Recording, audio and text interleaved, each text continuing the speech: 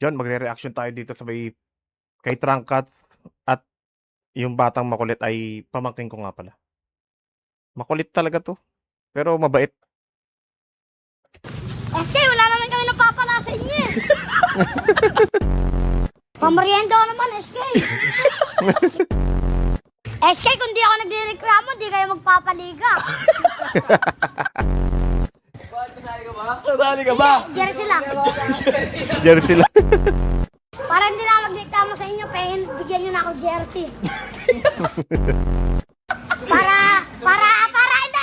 Para wala na akong problema. Pag nag-copy ng si SK, manggugulo ako. Maggugulo. Ano number mo daw? Ano ikaw? Hindi, ano bang kailan ba birthday mo? Ikaw. Ay, hindi, di ko alam. Hindi, kailan ba birthday mo? Di ko alam. Hindi rin alam Paano birthday. kapag ka hindi tinupad ni SK yung promise niya sa'yo? Magkakagulo tayo dito. Hoy! Pasok pa yung mga 5 min ID, oh! Kung hindi yan, papasahin ko yan!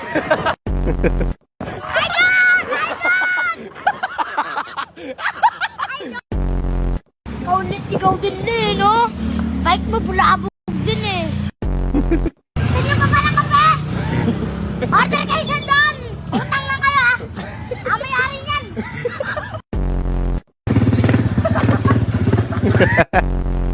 Sir, kamusta, sir? Yes, sir! Saludo! Saludo. Yan, ikaw na kasi.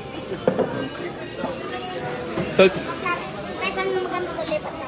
Dito na lang, ha? May bente nga kayo! shoutout mo na, sige, shoutout May mo. bente nga kayo, paano? Ha? Nasaan?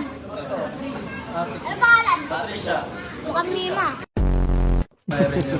Ratatat, everywhere.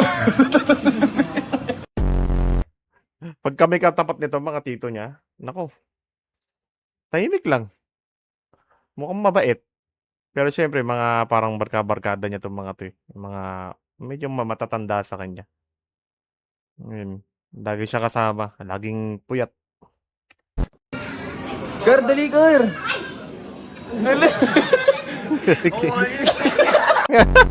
Ading!